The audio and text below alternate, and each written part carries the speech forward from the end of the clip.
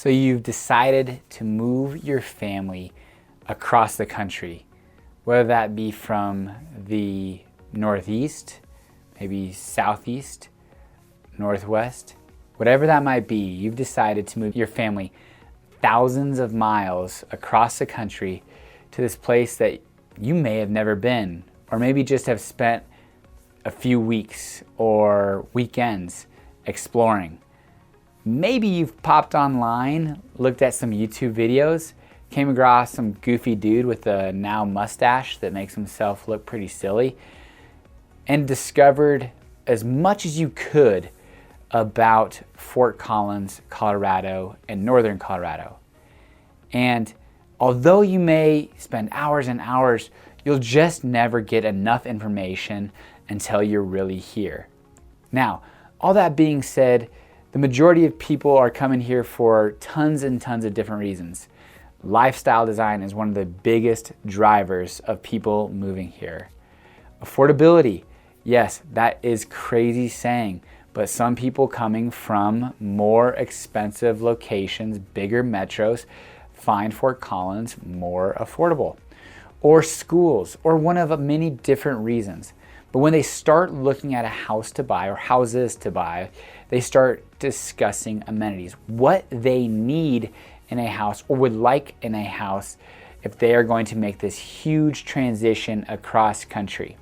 And today, we are going to talk about the main amenities that people are looking for in a house, and maybe some that you haven't necessarily thought about when you're looking at Fort Collins, because every place in the United States is so different or very unique in different ways. So that's what this video is going to talk to you about, is again, the amenities people are most searching for when looking in Fort Collins and northern Colorado. What's up, everybody? My name is Patrick Soukup with Soukup Real Estate Services here in Fort Collins, Colorado. And if you're new to the channel, please consider subscribing if what you're looking at doing is learning everything Fort Collins. Now, as much as we like making these real estate videos for YouTube, we like more working with buyers, sellers, and investors for all their real estate needs. And if at the end of the video you've enjoyed the content, give it a thumbs up, comment, engage, maybe even share it. And if you find yourself looking at moving to Fort Collins, give me a call, text, email. I've got your back. Without any further delay, let's jump into today's video talking to you about the most sought out, desired, and thought of amenities here in Fort Collins, Colorado. Enjoy.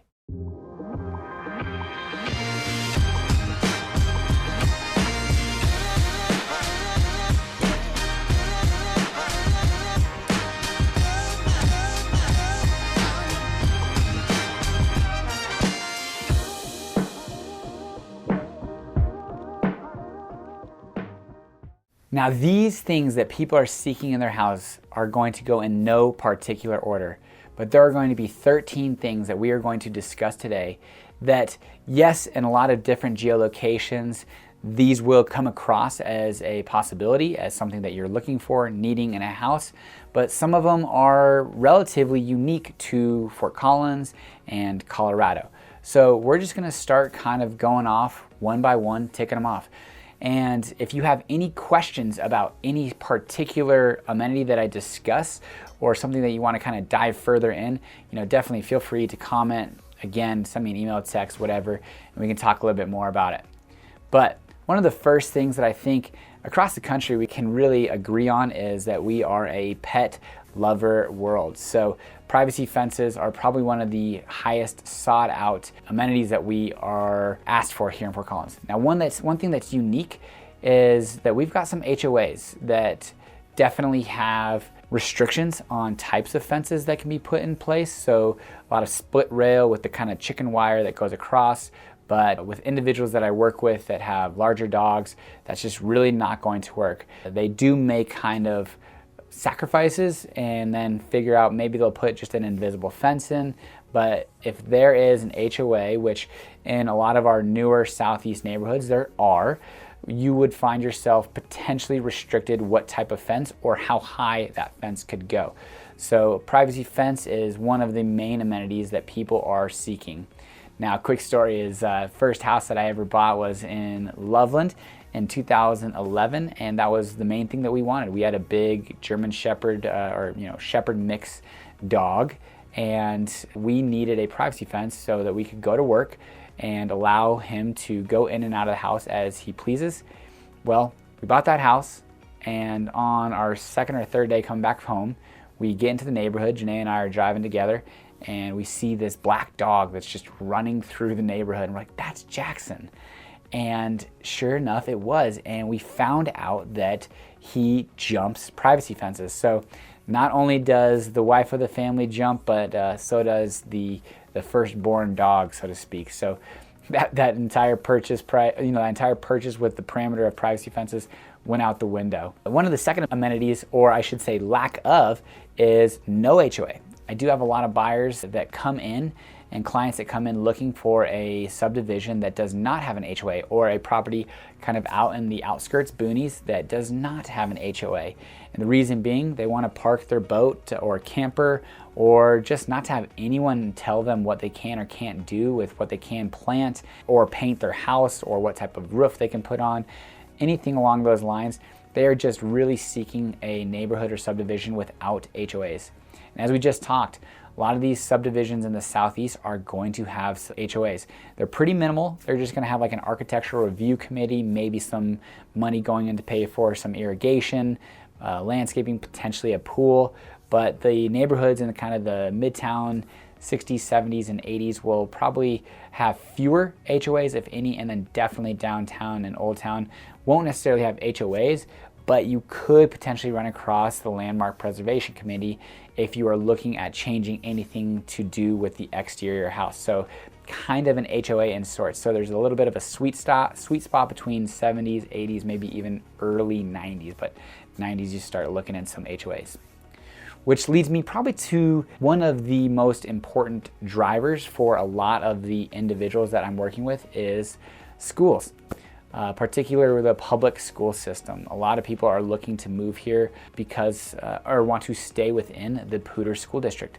That's not to say that the Thompson Valley School District, Windsor, Weld County R4 School District, Greeley, all that are not good school districts, but they just don't compare or stack up to Fort Collins. So knowing the boundaries of what the Poudre School District is of vital importance to those individuals.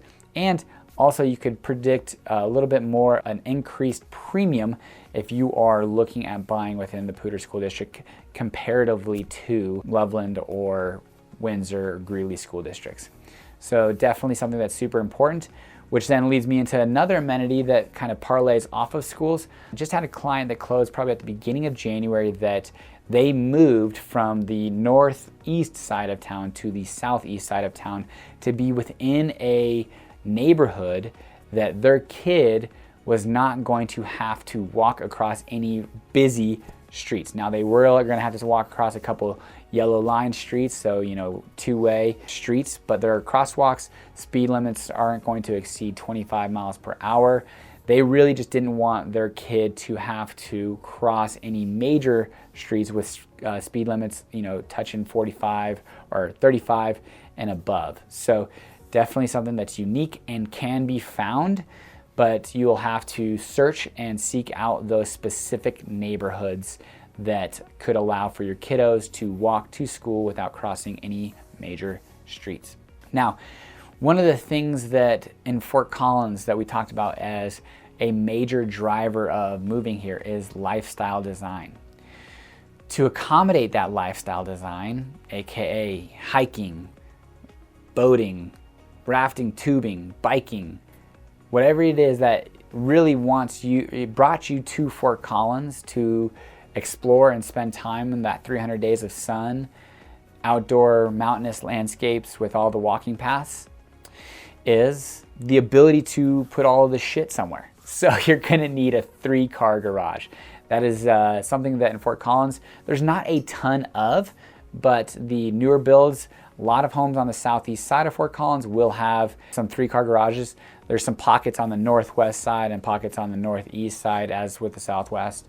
But generally speaking, the newer houses, I would say post 1995, more than likely post 2000, you're gonna find more houses with 3-car garages, but it is something that is a premium, and there are not a ton of houses in Fort Collins. Now, if you get out to, Timnath and Windsor and places like that where there's more concentration of new builds, you'll find a higher percentage of 3-car garages. But a 3-car garage is definitely something that people seek out to put their bikes, put their rafts, tubes, cycling, mountain bikes, boots, whatever it is. It's very nice, and strollers and maybe even workout gear and all that kind of stuff. 3-car garage is a super nice amenity to have.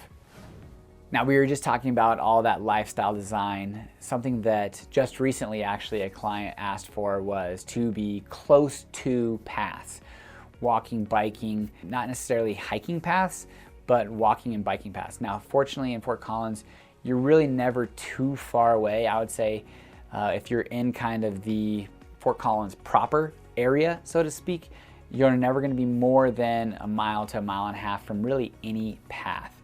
But some folks want to be, out their back door, walk 100 yards, and they can get on the Power Trail or the Mason Trail, Spring Creek Trail, one of those trails that brings them, north, south, east, west, all over Fort Collins. And it's definitely something that we can accommodate. And if you're okay with just a little bit of a commute to the path, then that's great. Like for me, for instance, the quickest path that I need to can get on is either the Power Trail, that's probably a half mile to the east, or the Mason Trail, which is about a half mile. Well, the way that I take is about a mile and a half really, because I got to go a little bit north as well to the west. So never anything that's too crazy. And when I go to the Power Trail, I do have to cross LeMay, so that is a busier road. But when I'm going to the Mason Trail from my house, I can go underneath College Avenue and never get on a busy road. So if you're wanting to live next to paths, very accessible, very attainable, and you're never too far anyways.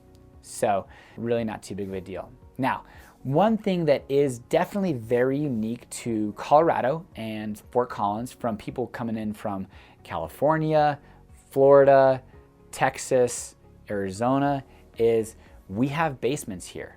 Now, we also include the basement square footage in our total square footage. That's throwing a lot of people off when they're moving here. They're like, wait a second, so the 3,000 square feet is actually 1,500 square feet up and 1,500 square feet down, not 3,000 square feet up and then plus the basement. So that's something that you need to take into consideration when you are looking at houses, is we include that square footage into our total square footage. Now, we do also break it out in our MLS as square footage not including the basement. And so that's if you're something that you don't care about a finished basement or don't care about a basement in general, definitely take into consideration the above grade finished square footage. Now, a lot of people want that finished basement or want to be able to finish a basement. We just finished ours just about a year and a half ago. And we have a house that's built in 2005, I think. 2005, I can't remember. But we had a house that was built in that age where the ceilings are only about 7.5 feet tall at every single place in the ceiling I can touch. Now, these newer builds, anything really post 2015, understood that these basements were very highly desired, and with that, having a 9-foot ceiling made it just that much more enjoyable and that much more of a gift of a space. So let's take into consideration, is it a finished basement, and what are the ceiling heights? 7.5, 8, 9-foot ceilings?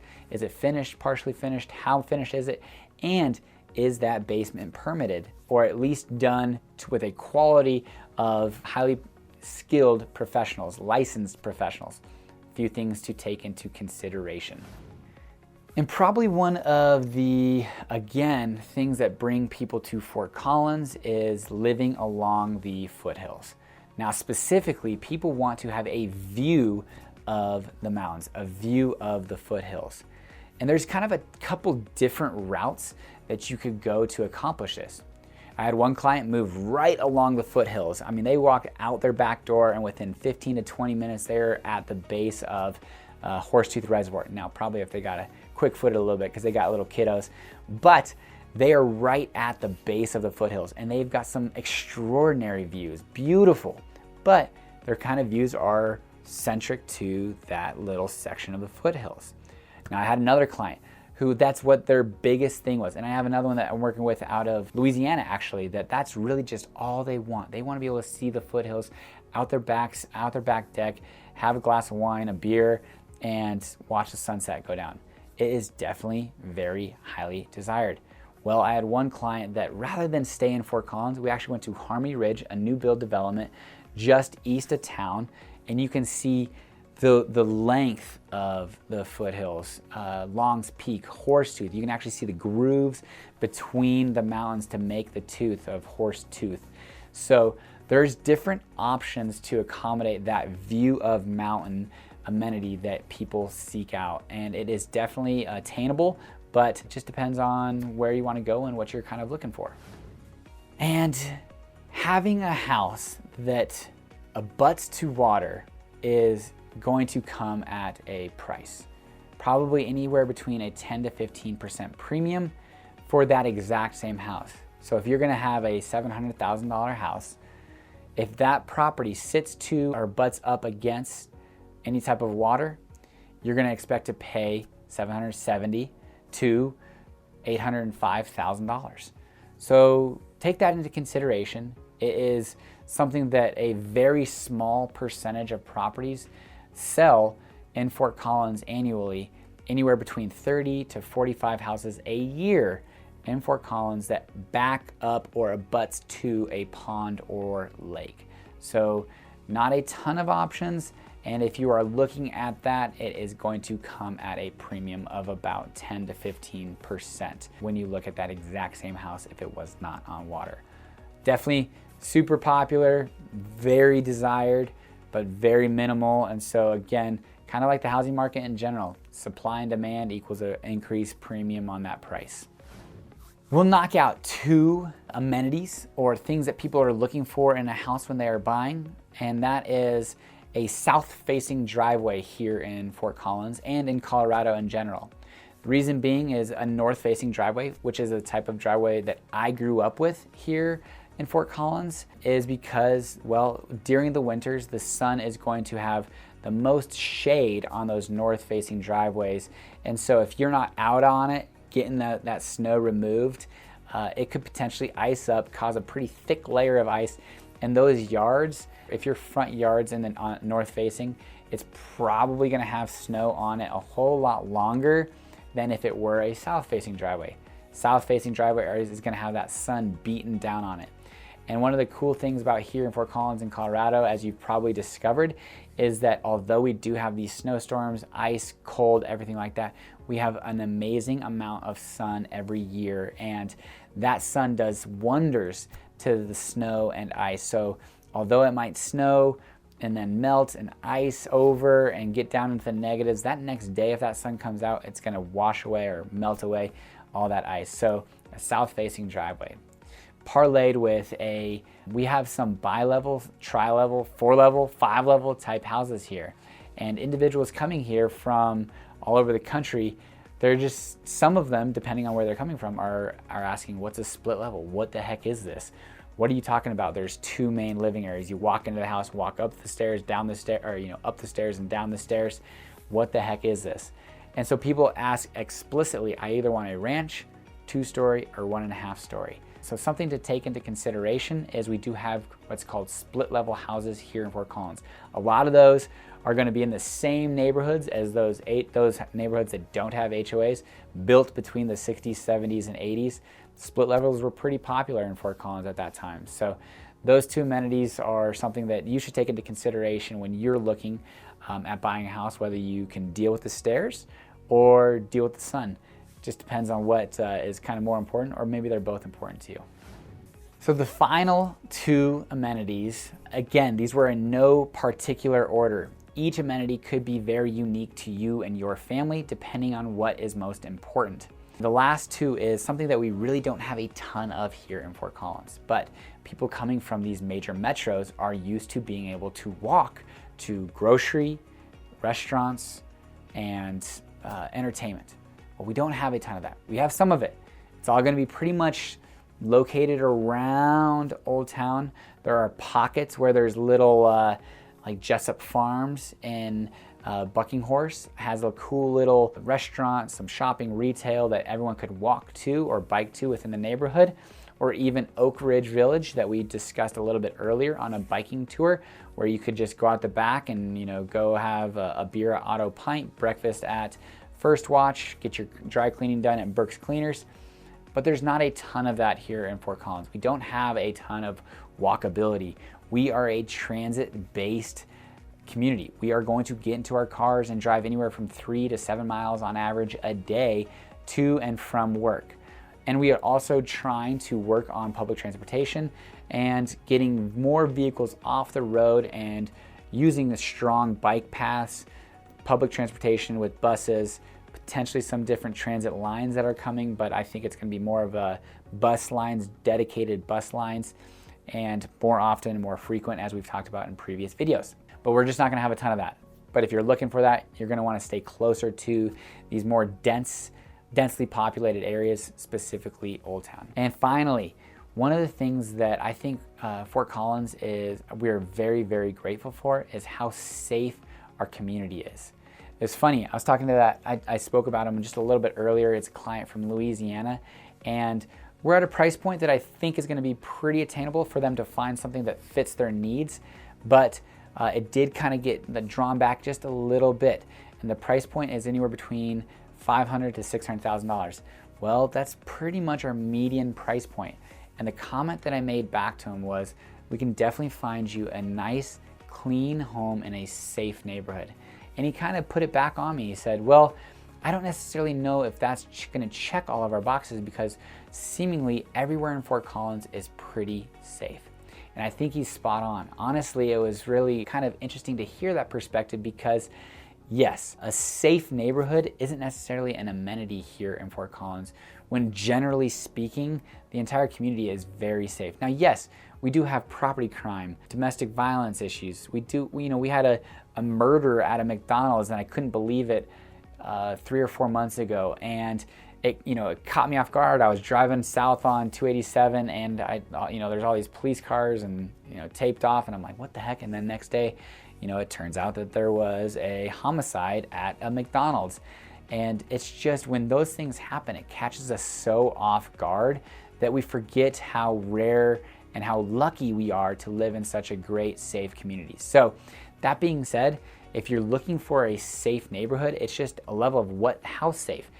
We don't have too many gated communities, and the communities that are gated, it seems like it's more of a draw and marketing ploy to get people into this area, gated community. And off my top of my head, I can only think about 3 to 4 communities, and now we're talking the $1 million plus, generally speaking, don't have gates to protect from people getting out. And we definitely don't have armed guards or security guards even guarding those gates. When I went and visited my mom and her boyfriend down in Orange County when they were staying there, I had to go through a gated community with a security guard checking to see names, IDs, and we just don't have that here. And we don't have any boarded up windows. So if you're looking for a safe neighborhood, it just depends on kind of what your perspective is of safe. Let's have that conversation. And are you going to get it anywhere in Fort Collins? So is it something to even consider, or something that you're really focused on? And we can dive in on, is there much property crime or domestic violence issues or violence issues at all, or vehicle crime, anything along those lines. So take that into consideration when you begin looking. Now, we went over a lot. Definitely spoke a lot about different things that people are looking for and how it relates to Fort Collins if you are looking at buying a house here in northern Colorado. You could take into consideration Windsor, Timnath, Wellington, Loveland are all in similar boats of what I talked about, maybe a little bit different as far as walking paths, views, lakes, different things like that. But in general, the overall feel will be similar, and people are looking for similar amenities in those areas, and builders have been accustomed to building homes to meet those desires. So hopefully this video has helped you, and there's plenty of other information that may help you make that decision or decide. And if you have any questions, feel free to reach out, text, email, call, or comment below. Until next time, guys, take care.